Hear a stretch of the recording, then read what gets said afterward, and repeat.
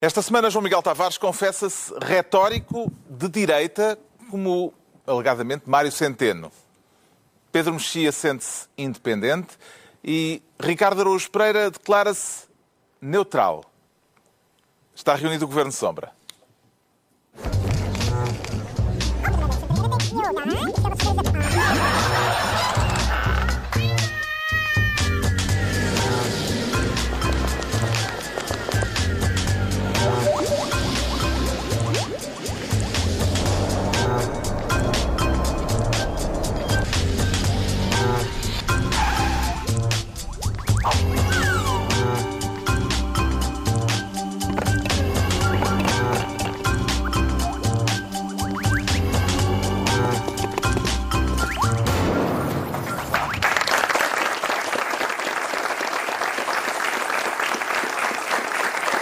Ora viva, sejam bem-vindos no final de uma semana em que voltou a chover, mas pouco, e em que o Porto não conseguiu ganhar a Agência Europeia do Medicamento, mas ganhou o prémio de consolação, um remédio que deixou doentes os trabalhadores do Infarmed. Vamos falar disso daqui a pouco neste Governo Sombra, em que o Ricardo Araújo Pereira quer ser Ministro da Batata Frita, com ou sem sal, Ricardo? Sem sal. Por causa da tensão e tal. Eu queria começar por dizer, Carlos, que como vai ser óbvio para todos, eu escolhi os temas em último. E, portanto, vamos então falar... É um tema importante. Este é o das batatas fritas. O Parlamento rejeitou esta semana a proposta do Governo para a criação daquilo que ficou conhecido como o imposto da batata frita. Exatamente. Um imposto sobre produtos com elevado teor de sal. Eles queriam taxar a batata frita. O Parlamento rejeitou. O PS e o Bloco de Esquerda votaram a favor, os outros partidos votaram contra. Sim, o PC, o PSD e o CDS votaram contra. Não, o PCP absteve-se. O PCP absteve-se. Acho que absteve-se só. Foi, só se absteve, mas eu li que, enfim, não acompanhei a votação. Não, Já vamos procurar isso aqui. Li que iam votar, sim, li que iam votar contra. Pareceu-me que o João Oliveira tinha dito que iam votar contra. Coisa que eu acho bem, aliás. Tocarem na batata frita é uma coisa que me incomoda. Mas já tinha havido, atenção, eu não tenho dúvidas de que seja... Não acredito que estamos a falar sobre batatas fritas, mas eu não tenho dúvidas que seja importante reduzir o sal. Porque escolhi em último, vocês ficaram com a xixa. Mas é bom tema. E eu fico com as batatas fritas. Isso é um bom tema. Nós já tínhamos tido aqui o tema do açúcar, não tínhamos? Tínhamos. Agora é o tema Falámos do açúcar, certo. Bom, as batatas fritas, então, eu compreendo. Que é para o sal não se sentir discriminado. Certo, sim, exatamente. Temos que dar uma... Não, o PCP votou contra. O PCP votou contra. É o que dá, está mal informado. Eu acho bem que tenha votado contra. Porque, atenção, de facto, talvez seja necessário baixar o sal das batatas fritas. Não digo que não. A questão é que há outras maneiras de promover a descida do sal sem ser com impostos num produto que, quer a gente quer não, tem alguma saída. Não são só as batatas fritas, são produtos com elevado teor de sal. Está bem, mas eu gostava de me centrar nas batatas fritas, porque as batatas fritas têm saída, lá está, junto de um determinado público, de um determinado consumidor, digamos assim, que eu não gostaria de ver castigado com mais impostos. Há uma questão que houve uma votação, já agora... Quem é o consumidor da batata frita? São vários, mas há consumidores. Mas há mais consumidores. Eu acho que ele teve na transversal. É transversal, mas precisamente por ser transversal. Faz parte da cesta. Eu acho que faz parte da cesta. Cabaz faz básico. parte do cabaz. Mas pode-se comer a batata frita com um bocadinho menos de sal. Ou deixa de ser batata frita. Não deixa. E aí é que está o ponto. Há outras maneiras de pôr a batata frita com menos sal, além da taxação. Porquê? Aqui há tempos, o Parlamento votou, aliás, de uma forma quase unânime, houve 5 deputados do CDS que votaram contra e um do PSD que se absteve, sobre fazer uma regulamentação para o pão. Vocês se lembram da regulamentação para o pão? Baixou-se o sal do pão. É possível baixar o sal das coisas, sem ser onerando as pessoas que as compram. Foi argumento do PC Exatamente, e é um bom argumento. Os produtos com alto teor de açúcar, por exemplo, também recaiu sobre eles um imposto, uma taxa adicional, e parece que isso teve efeito porque baixou muito o consumo desses produtos. Faço a diferença entre a Coca-Cola e a batata frita. eu sou a favor de taxar a Coca-Cola e sou a favor de libertar a batata frita. Então estás a discriminar o açúcar em relação ao sal. Estou, sim, senhor, e especificamente a água suja do capitalismo, que é a Coca-Cola. Eu acho que a Coca-Cola... Enfim... Ou a cola, vá. A cola em geral. Eu estou um bocado confuso neste Cola em momento. Eu geral. acho que ele está à minha direita e eu estou à esquerda dele. Como assim? Não sei, já me estou a sentir mal. Ora bem, há um problema de saúde pública. E eu também estou aqui Os com portugueses umas usam vontades. sal a mais na comida. Certo. João Miguel Tavares, concorda com a introdução de políticas públicas para tentar combater este problema de saúde pública? É que por acaso até concordo. Quer dizer, vamos cá ver uma coisa. Eu também. Dentro das formas criativas para nos extorquir dinheiro, que são imensas, esta não é das piores. Não é das piores.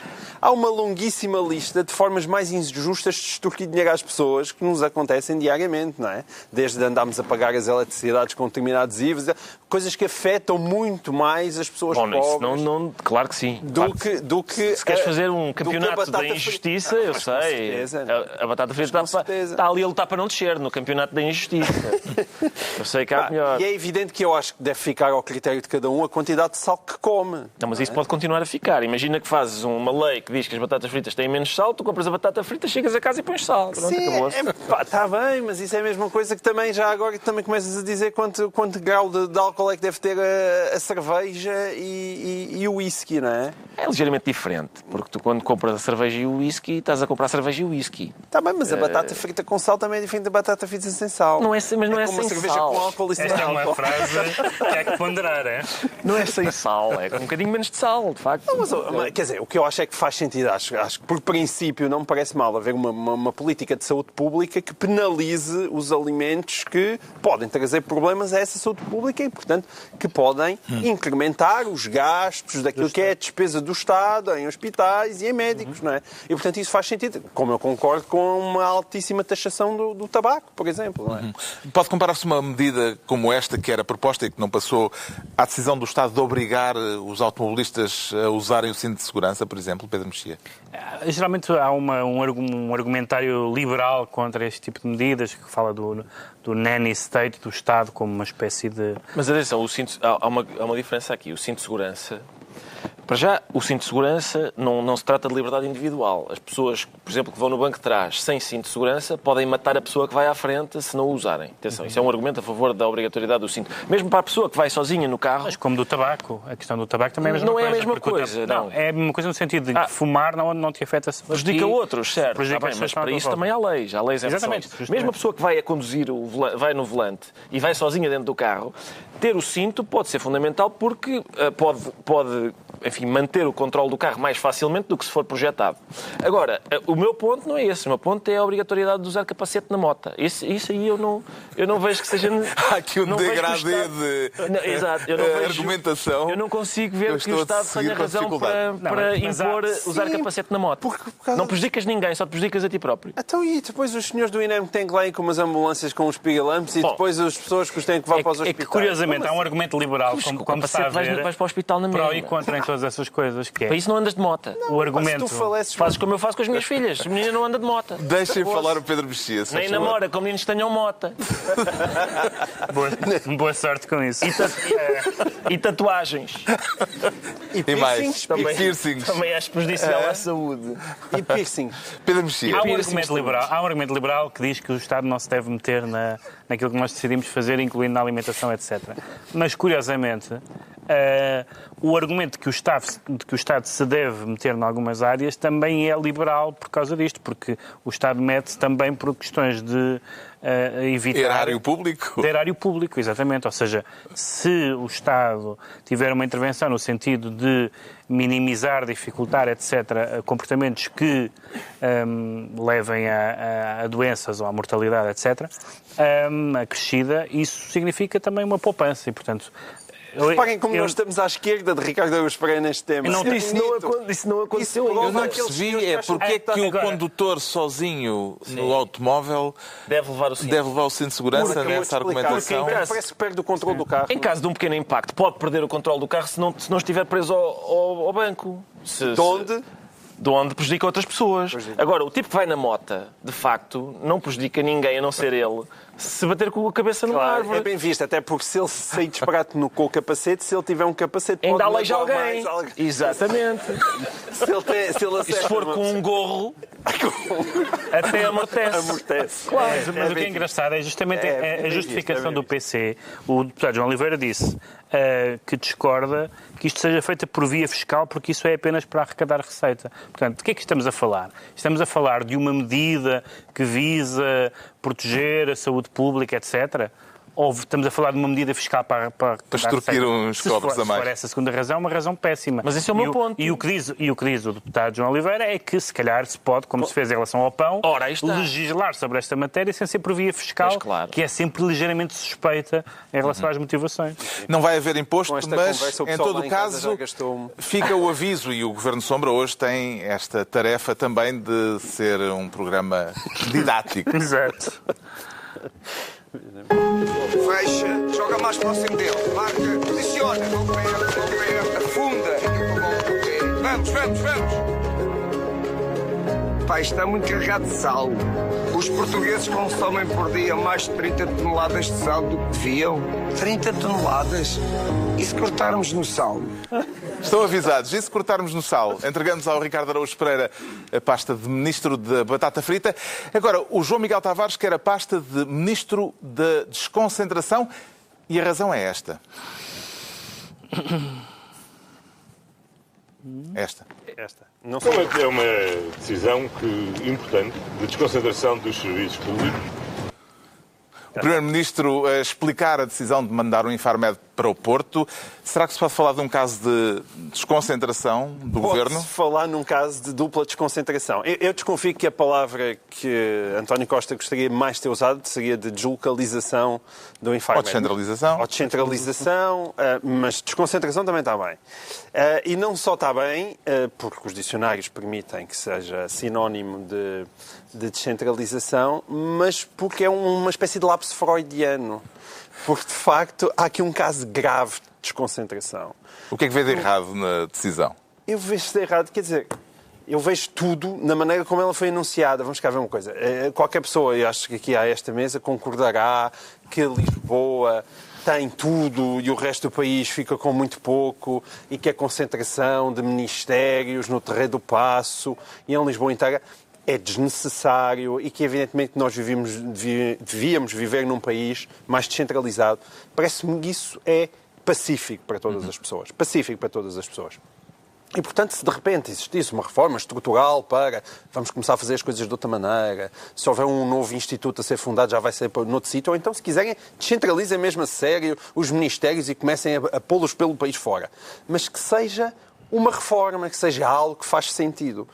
Ora, isto que aconteceu com o Infarmed é ridículo. É preciso explicar que o anúncio da decisão foi feito um dia depois de saber que o Porto perdeu a candidatura à Agência Europeia do Medicamento. A decisão do Governo terá sido uma espécie de prémio de consolação? Sim, é isso que soa. E é uma espécie de populismo, mas que nem sequer é populismo. Vamos ver. A melhor definição que eu encontrei para isto foi dizer que parece uma coisa do Santana Lopes. Isto parece uma coisa... Porque Santana Lopes, quando foi Primeiro-Ministro, deslocalizou alguns ministérios. Sim. Queria, não mas chegou não a só acontecer. por isso, é porque parece mesmo uma coisa do Santana Lopes. E sendo que dizer que isto parece que só o Santana Lopes é que conseguiria fazer é tipo dos maiores insultos políticos que eu consigo arranjar.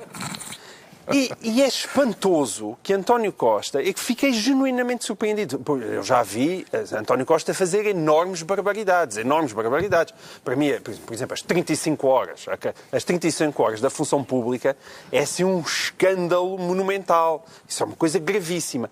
Mas pode-se dizer, ok, ele fez isto das 35 horas, eu posso achar que é muito mau para o país, mas faz sentido. Ou seja, há ali um eleitorado que, por causa disso, vai olhar com algum agrado para o Primeiro-Ministro e isso pode ser compensador na altura de colocar o voto na urna. Mas o Infarmed não. Não, ninguém. Tirando Rui Moreira, se calhar, e poucos mais, aquilo é incompreensível porque ninguém gosta, mesmo que seja um habitante do Porto, certamente ninguém gosta de ver de repente 350 pessoas tiradas de Lisboa à pressa e enfiadas no Porto contra a vontade delas. Mas e depois, a prova de que isto tudo é um absurdo é, mais uma vez, a maneira como isto foi gerido. Porque num dia tinham que ir todos, no outro dia só já tinham que ir quem lhe Só vai os apetece. serviços administrativos. E agora, de repente, olharam, os senhores têm uns laboratórios muito caros, custam 40 milhões. Bem, 40 milhões não temos. Portanto, os laboratórios também ficam em Lisboa. E daqui nada, quem vai é a senhora da limpeza. E que ainda assim a senhora da limpeza tem que ir vai com 200 euros a mais de subsídio de deslocação. Isto não faz sentido nenhum. E, atenção, e deixam-me, vocês sabem certamente que eu não concordo com este governo e tudo isso. Mas no estado em que se encontra o país, e sobretudo no estado em que se encontra a oposição, agora que correram com o Passos Coelho, era bom que António Costa atinasse. Porque isto, nos últimos tempos, entre professores e Web Summits e fogos, tem sido um desvario total. E convinha que o senhor não perdesse a cabeça logo numa altura em que a gente olha à volta e o que existe é Santana Lopes e Rui Rio. Por amor de Deus, aguente-se agora lá um bocadinho e pergunta ao Infarmed se tem algum medicamento que eu possa curar desta maleita. Os trabalhadores do Infarmed opõem-se à deslocalização da agência do medicamento, mas o Governo garantiu que os direitos deles vão ser salvaguardados. É possível compatibilizar uma coisa e outra, Pedro Mexia? Levar a instituição sem levar os trabalhadores? São 97% dos trabalhadores que não querem, porque o problema da... Os outros 3% é porque moram no Porto. Exatamente. O problema do anúncio é que há várias coisas aqui esquisitas e uma coisa era, de facto, ter anunciado com tempo haver essa mudança de passar instituições para o Porto ou para fora de Lisboa em geral. Agora, primeiro, é um prémio de consolação, claramente, porque é anunciado no dia em que... Aliás, o Primeiro-Ministro diz qualquer coisa do género, uma frase do género, se o Porto tinha condições para ser candidato à agência, também tem condições para ter lá o Infarmed. Que não é isso que tem em causa, não é se tem ou não tem condições. É, por um lado, que não estava previsto, agora diz que havia uma cláusula não escrita, não é? Mas nós não sabíamos. A diretora do Infarmed também não sabia. Por outro lado, mudar um instituto desta natureza sem mudar os laboratórios é brincadeira, porque imagino que os laboratórios sejam uma parte essencial na área do medicamento e na área farmacêutica. E, portanto, esta reação de compensação. O Primeiro-Ministro, de facto, agora está sempre a compensar tudo. Não houve razão nenhuma para ter sido António Costa a falar da questão do Panteão, nem para reagir, que é um assunto que não é assim muito importante, mas que mostra um certo desnorte de medidas mal pensadas. Os próprios parceiros da Geringonça discordaram desta questão do Infarmed. E ele está hiperreativo e nem sempre a pensar isto com muita... Porque depois acontece isto. Depois só vai. Hoje havia várias frases que já qualificavam esta transferência, que é faseada, parcial, etc, etc. E, portanto, vai para lá a Secretaria, vai para lá a Senhora da Limpeza, como diz o João Miguel, e quem é que discorda? Discorda os trabalhadores, discorda a diretora da instituição e discorda os parceiros do governo. Tirando isso, há uma unanimidade, mas tirando... Perante a controvérsia que este caso gerou, Rui Moreira, depois de agradecer ao governo a decisão que tomou, escreveu no Twitter: a adorar o ressabiamento de alguns, assim vale a pena. Percebeu quem serão os alguns a que se refere o Presidente da Câmara? Escreveu e apagou, que é uma coisa interessante para se fazer online. Prefere quem serão estes alguns a que se referiu o Presidente da Câmara do Porto? É ressabiamento que ele diz? Ressabiamento. A adorar o ressabiamento de alguns, assim vale a pena. Ponto de exclamação. Não sei se talvez são os trabalhadores. Foi os únicos que eu vi com algum mal perder, porque de facto eu imagino que seja desagradável uma pessoa ter o seu emprego e de repente digam que vai viver para o Porto. Sendo pessoas, por exemplo, casadas e com filhos e tal, acredito que, não sei se ressabiamento é a palavra bem escolhida, mas parece-me que é isso. Eu concordo que talvez tenha havido aqui alguma precipitação. Eu não percebo a ideia do prémio de consolação, porque, de facto, o Porto perdeu a Agência Europeia do Medicamento, mas Perdeu? Não ganhou. Sim, não ganhou. Porque tinha que haver um prémio de consolação e tinha que ser o Costa a dar. A decisão, ainda por cima, foi de moeda ao ar.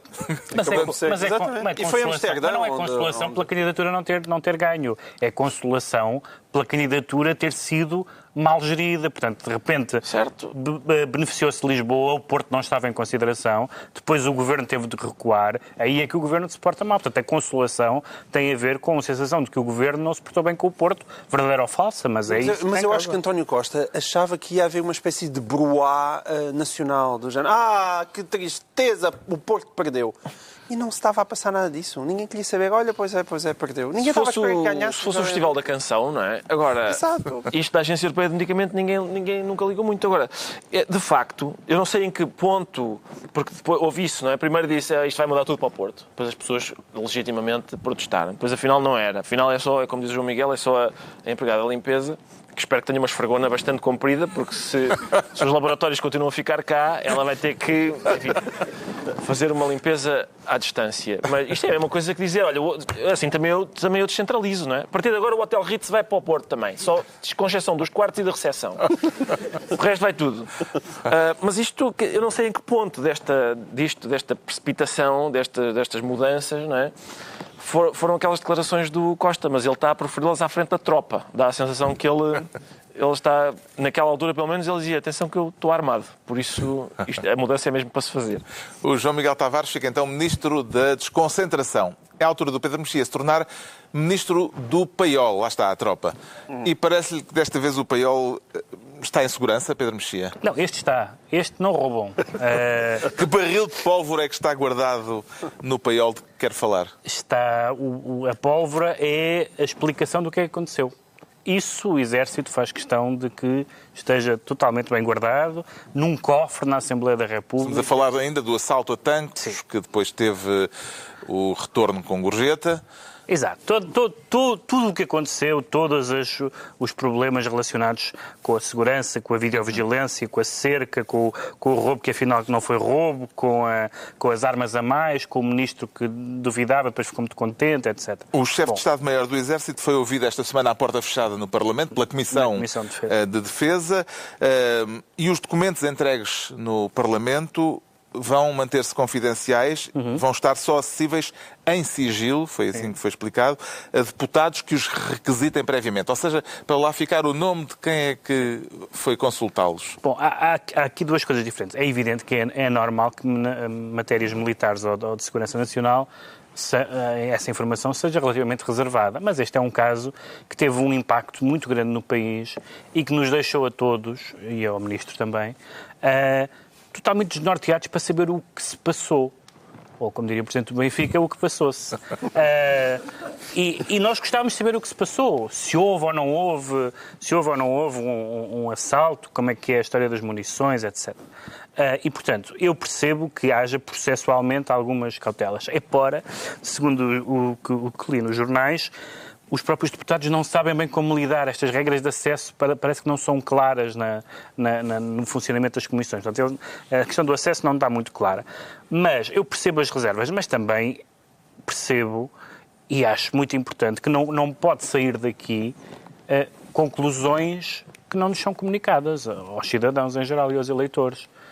Esse é o pior dos resultados possíveis, que no processo haja cautelas e sigilos, etc., para que depois se apure a verdade, é uma coisa. Agora, que o Exército que não soube guardar as suas armas e munições guarde o apuramento dos factos e que o resultado final seja nós não sabermos o que se passou, isso parece-me gravíssimo. Espero que não seja o caso, mas o afinco com que se defende este paiol do relatório é um bocadinho preocupante. Serão estas cautelas todas um indício, João Miguel Tavares, de que há uma certa desconfiança em relação à capacidade dos deputados de guardarem uma informação quando lhes é pedido sigilo?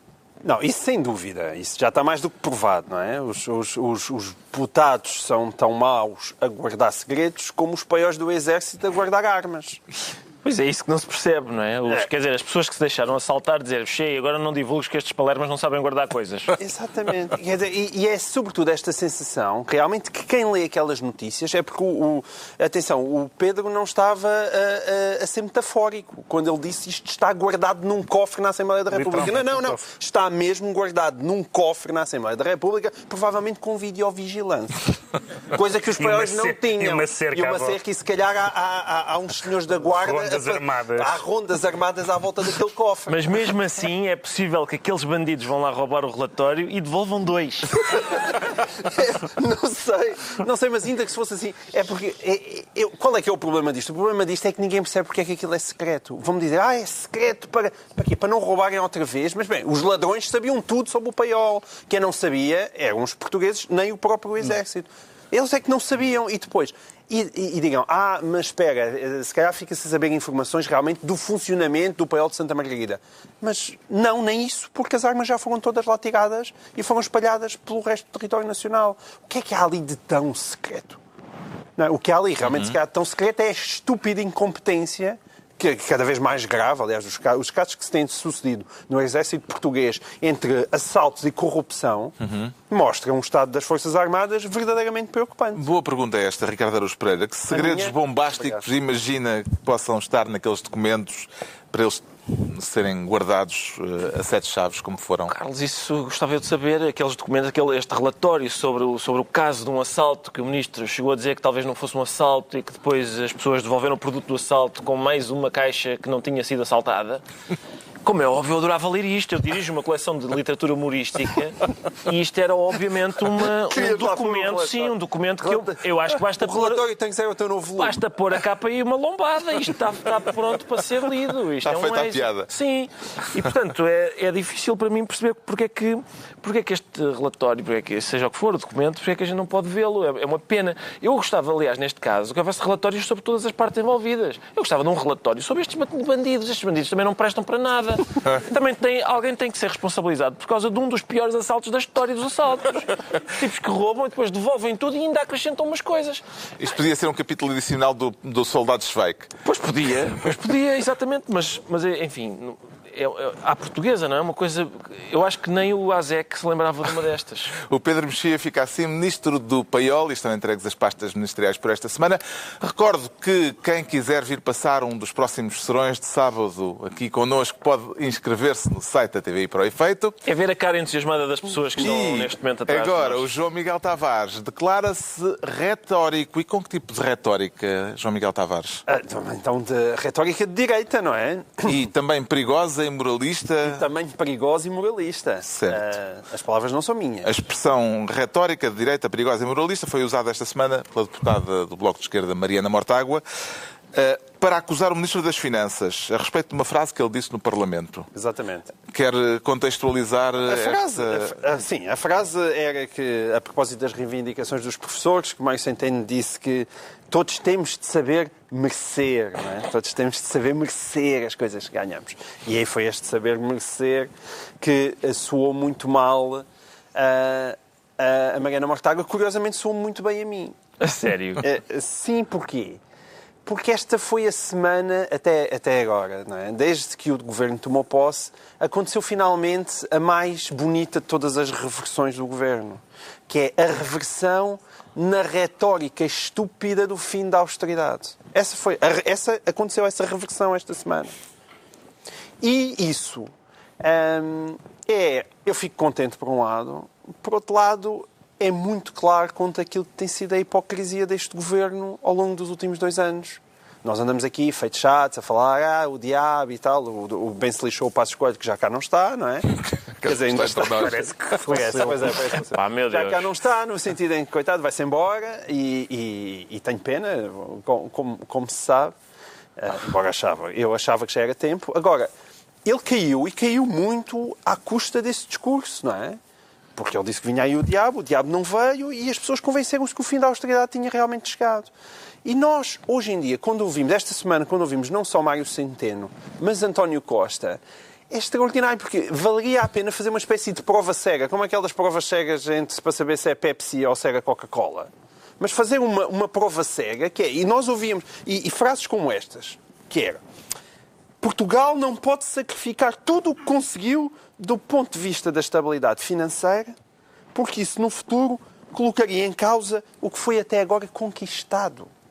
Outra frase: se queremos investir mais na qualidade da educação, na qualidade do sistema de saúde e nos serviços públicos, não podemos consumir todos os recursos disponíveis com quem trabalha no Estado. Se nós puséssemos uma venda ao nosso caríssimo público e perguntássemos quem disse estas frases, o público diria: isto sabe a Pedro Passos Coelho. E bem, isto podiam ser palavras que saíram da boca de Pedro Passos Coelho. E, no entanto, são palavras que António Costa disse esta semana. E isto é de facto um bocadinho chocante. É pena, porque nós andamos há 2 anos a ser aldrabados e António Costa sabe disso, não é? E é pena ter demorado 2 anos a admitir o óbvio. Mas houve reversões e houve mudanças significativas. Houve. Não houve? E essas também estavam no programa de Pedro Passos Coelho. Não estava. Estava no programa do PSD. Então não estava. Então, com certeza, meus quais amigos estava no programa do PSD. Estava no programa da PAF, que concorreu às eleições, começar a devolver, a pouco e pouco, com um ritmo diferente, mas a devolver a pouco e pouco o rendimento aos portugueses. Com certeza estava no programa eleitoral. Isso nunca esteve em causa. Bem, agora, o ritmo diferente, se calhar, é uma questão significativa. Pois é, como se vê. É porque se não houver problema nenhum no ritmo, então contem os 9 anos que ficaram por contar no tempo de serviço dos professores. Concorda com Mário Centeno, Ricardo Araújo Pereira, quando ele diz que é preciso saber merecer, ou concorda com Mariana Mortágua quando ela vê nesta frase a retórica de direita perigosa e moralista? Concordo com Mariana Mortágua. Concordo e acho que, para já, eu acho a retórica importante. A política, muitas vezes, não é outra coisa a não ser palavras. E por isso as palavras têm uma importância central na política, não é? Mas convém não dizer uma coisa hoje e outra... Certo, mas são várias questões. Eu tenho objeções a fazer a Mário Centeno e também a João Miguel Tavares. Muito bem. A 2 grandes vultos da ciência económica. Muito bem. Mas... Qual deles com mais cara de totó? Faltou-te acrescentar. Não ia dizer uma coisa dessas. Não ia dizer uma coisa porque eu sei qual deles é. Bom, mas vamos lá ver. De facto, como disse o João Miguel, aliás, e bem, a retórica, foi uma das coisas assim fresquinhas deste governo, era precisamente a retórica. Era não vir manifestar aquela insensibilidade de Pedro Passos Coelho, que dizia há que sair da zona de conforto, as pessoas têm que deixar de ser piegas e não sei o quê. De facto, havia uma outra sensibilidade relativamente às pessoas, aos sacrifícios que as pessoas fazem, etc. Quando Mário Centeno vem dizer que é preciso saber merecer aquilo que é por direito próprio das pessoas, é um bocadinho inquietante. Agora, há 2 ou 3 coisas em que eu não concordo com o João Miguel Tavares, que é, por exemplo, a oposição entre o diabo, o discurso do diabo, e afinal a austeridade não acabou. Ora, o discurso do diabo não era o contrário do fim da austeridade. O diabo vem aí uma catástrofe. Certo. Vem aí uma catástrofe porque eles estão... Eu não estou a defender o discurso do diabo. Ok. O diabo eles estão a gastar tudo e depois vem a fatura porque não sei o quê. Afinal, não. Afinal, eles são forretas. Não. Não são gastadores. E depois, ainda há outra coisa que também me opõe a João Miguel Tavares, que é a história da Tina. Não havia alternativa. E o certo é que o cinto continua apertado. Mas aliviou nos sítios, apertou noutros. A gente pode concordar se apertou nos sítios certos, mas que é certo que aliviou um bocadinho em alguns sítios, acho que isso é inegável. Este tipo de desentendimento na maioria parlamentar é apenas uma areia na engrenagem, Pedro Mexia, ou pode ser mais grave do que isso? Este desentendimento entre o Bloco de Esquerda e o Governo, neste caso? Não sei se é uma areia na engrenagem, no sentido que não sei se vai ter essas consequências negativas, mas é para o entendimento do Governo, mas é uma discordância bastante significativa. Eu fiquei muito surpreendido, eu li aliás tinha aqui também as mesmas declarações que o João Miguel citou, e a outra que diz a ilusão de António Costa, a ilusão de que é possível tudo para todos já não existe isso, diz ele. E portanto essa ideia de que fez as reversões, houve um percurso económico e financeiro que correu melhor do que estava à espera, certamente do que a direita estava à espera, do que a Europa estava à espera e do que se calhar alguns dos apoiantes do governo estavam à espera, mas tendo-se feito esse percurso, fazemos o quê? E o que o António Costa diz é, não vamos colocar em causa o que foi conquistado. O problema é que ele despachou tudo em 2 anos. E ele agora ainda tem 2 anos pela frente com todas as reversões que tinham sido prometidas que já estão feitas. Eu não vejo a questão em termos necessariamente de austeridade. Existe um longo historial de governos de esquerda que há um momento em que percebem que a plataforma económico-financeira com que foram eleitos tinha que sofrer ajustamentos. O Mitterrand é a mais famosa, com uma frente de esquerda, é eleito, uma vitória estrondosa da esquerda em França, e depois, não sei se passados 2 anos do mandato, faz a famosa viragem do rigor, que é simplesmente dizer, bom, isto agora é preciso ter cuidado. Caramba, até o Lenin mudou de política económica quando percebeu que era preciso dar um passo passo atrás para dar 2 passos em frente. Exato. Portanto, há um grande historial de governos de esquerda, quer democráticos, quer não democráticos, perceberem que tem que se atalhar a políticas, ou então que os ganhos que se fizeram, como é o caso português, os ganhos, incluindo os das reversões, incluindo os das negociações com a Europa, não podem ser desbaratados, porque para mim o diabo não é necessariamente a catástrofe, e acho que a palavra diabo e o anúncio do diabo isso foi em si mesmo uma catástrofe para Pedro Passos Coelho. Mas há uma coisa que eu acho que faz sentido, que é dizer, bom, nós chegámos a uma determinada situação, estamos a sair dela por vias diferentes, 2 governos tentaram medidas diferentes, mas não nos vamos pôr na mesma situação. Isso é que é absurdo. E é isso que António Costa diz numa declaração que eu acho que nenhum eleitor de esquerda, de direita, neste caso, nenhum eleitor de direita discorda, que é não vamos desbaratar, mesmo que tenha lá chegado por políticas diferentes da direita, mas não vamos desbaratar os ganhos voltando às receitas. Mas é que o problema, e daí a importância que tu estavas a desvalorizar, Ricardo, da retórica do Pedro Passos Coelho, quando ele tinha uma retórica muito dura. Não, eu estava a desvalorizar, eu estava a valorizar negativamente. Mas essa retórica era também um tampão contra aquilo que é um país de reivindicações permanentes das corporações. É. E esse é o problema de António Costa. Pode ter sido aí que ele realmente avaliou muito mal as coisas ao despachar as reversões tão rapidamente. Ele devia ter mudado ele esse não tampão, pode estar à espera que as pessoas agora fiquem caladas. Que as pessoas agora fiquem caladas durante 2 anos. Não vai acontecer. Não vai acontecer. Está esclarecido porque é que o João Miguel Tavares diz sentir-se retórico de direita, quanto ao Ricardo Araújo Pereira declara-se neutral, na realidade ou na vida virtual? É na virtual, Isto vai dar trabalho a explicar. Pois vai, eu recordo que escolhi os temas em último.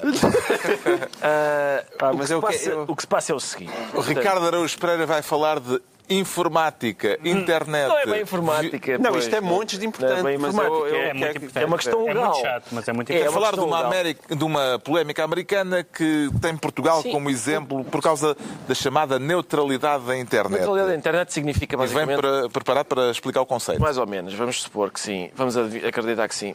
Neutralidade da internet significa que as coisas na internet são todas tratadas por igual.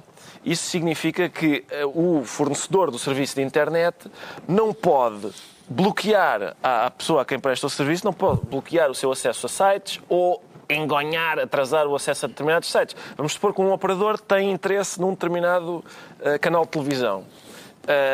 Quando o utilizador quer ir lá ver esse canal de televisão, ele torna esse serviço mais lento, torna isso mais lento do que o canal de televisão em que o operador tem interesse. Não sei se me fiz entender, não sei se as pessoas estão acordadas. Podias ter utilizado, sei lá... Acho que estão mais ou menos. Podias ter utilizado pornografia. Não? Sim, uma coisa a gente estão lá em casa e tal. Sempre e a pornografia anda muito devagarinho. Enquanto isso, estás a ver? E os sites noticiosos andam muito depressa. Era mais provável que fosse ao contrário. Era mais... A questão é que... Acho que há mais dinheiro investido na pornografia do que nos sites noticiosos. A questão é que o Obama tinha criado essa regulação que obriga os operadores todos a tratarem os sites todos por igual, e Donald Trump prepara-se para desregular isso e fazer com que as pessoas com que os operadores tenham esse poder de dificultar o acesso das pessoas a determinada informação, a determinados sítios. E em Portugal parece que há empresas que estão a tornear de alguma forma essa neutralidade, ou pelo menos é assim que nos Estados Unidos o debate chegou a acontecer, nomeadamente com o favorecimento de pacotes de internet para telemóveis cujos dados não são contabilizados. É esta a questão. Certo, quer dizer, eu acho que já hoje, assim como está, já há coisas bastante inquietantes na internet, como por exemplo o facto de quando eu ponho pesquiso uma coisa no Google e o Pedro pesquisa a mesma coisa no Google e nós não obtemos exatamente o mesmo resultado porque o senhor Google... Aí é o algoritmo. Exato, exatamente, mas isso já acho um pouco inquietante. Com inquietante. base naquilo que vocês escolheram previamente. Exatamente, ainda esta semana. O vosso histórico de escolhas. O problema Exatamente. é que pode não ser só o histórico de escolha no Google, não é? Pode ser o histórico de escolhas na própria internet, fora do Google. Exato, e ainda esta semana aconteceu um caso à frente de toda a gente, que foi um determinado comentador desportivo, disse, eu fui a um determinado site que está ligado com o Benfica e aquilo é uma porcaria, tanto é que tinha lá anúncios a um creme de hemorroidas. E só depois é verdade, neste caso é verdade. Não é com isso. Só depois é que lhe explicaram que aquilo tinha a ver com o histórico de pesquisas dele. A razão pela qual lhe aparece um anúncio de creme de hemorroidas é porque ele esteve à procura de cremes de hemorroidas. Coisa que não tem mal nenhum. Não tem mal nenhum. Existem hemorroidas e é bom que elas sejam tratadas com cremes. Agora, de facto, o que aconteceu a este senhor foi que... Isso é um caso para o Infarmed, para e mesmo ao frente. Exato. Mas se calhar não pode ser o Infarmed do Porto, tem que ser ainda o de Lisboa, uma vez que envolve o Benfica. Exatamente, convinha, mas acho que é para uma pessoa do Porto, por isso acaba por ser justo que o Infarmed esteja dividido. Bem, vamos voltar à neutralidade da net. Isto é um caso de luta de classes, Pedro Mexia? Também é de luta de classes, por assim dizer, mas é... Enfim, não faz sentido nenhum ter um discurso anti-internet, que de vez em quando aparece, mas existe também às vezes uma espécie de otimismo cego que não vê alguns perigos da internet. E há dois perigos gigantes da internet, um que se fala muitas vezes e nunca é demais, que são as questões da privacidade, e outro é este, da questão do acesso, porque a internet é uma ideologia, digamos assim, libertária, comunitária e libertária, portanto, todos nós temos criamos, acedemos, interagimos, etc. Mas falta saber se há alguém que está a viciar o jogo. E, portanto, esta questão, que pode parecer uma questão realmente um bocadinho chata e teórica da maneira como funcionam os mercados ou como funcionam as plataformas, está no centro do que é a internet. Porque se nós imaginamos que há uma tecnologia que nos permite, por exemplo, vermos ou lermos ou ouvirmos o que queremos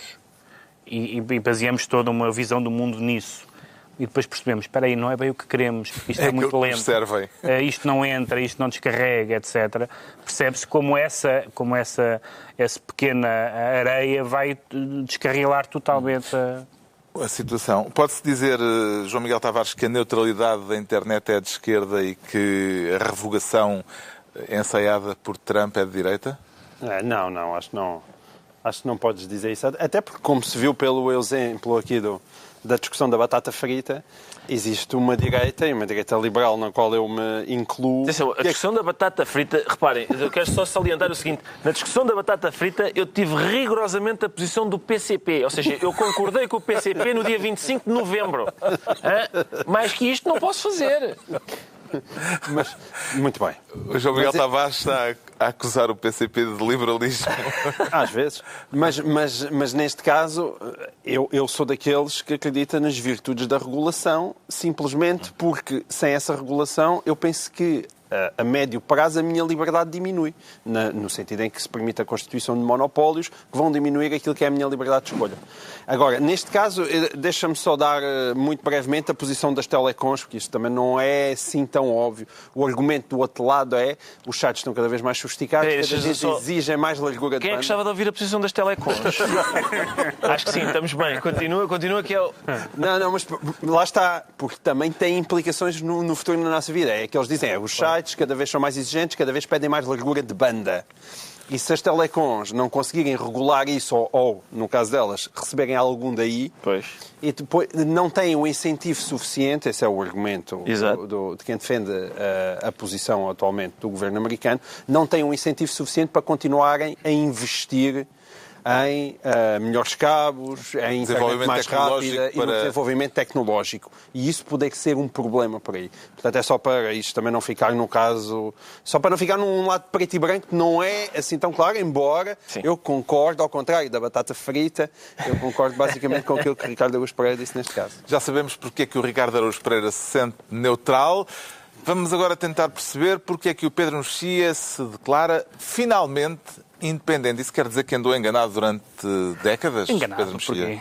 Então, porque só agora é que descobriu que é independente? Não sou eu, são os habitantes do Zimbábue, zimbabueanos, será?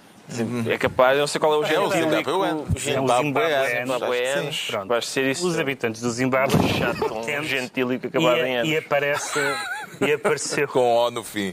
E apareceu muitas vezes a frase finalmente chegou à independência, porque tiveram um senhor à frente dos destinos do país durante 37 anos, o que parece que não é bom. Curiosamente, em Angola também aconteceu mais ou menos a mesma coisa, portanto, há aqui uma espécie de ideia de primavera africana, espero que acabe melhor que a primavera árabe, porque, na verdade, é ótimo que eles tenham corrido com o Mugabe, mas começamos a ver quem são os substitutos, e os substitutos são simplesmente pessoas do regime mais novas ou que tinham sido afastadas e que não... Pode ser só uma mudança geracional. Em nenhum dos casos, quer dizer, afastar, é um bocado como em Angola, por exemplo, estão a afastar a família do José Eduardo dos Santos. Aqui tudo girava em volta de afastar a mulher do Mugabe que se preparava para lhe suceder. E, portanto, não é nada tranquilizador que o general, que é conhecido como Crocodilo, é o nome de guerra dele, não é nada tranquilizador que o general Crocodilo seja propriamente o faltor da democracia e da liberdade do Zimbábue. Portanto, espantou o João Miguel Tavares ver uma mudança de regime em África sem violência, sem sangue?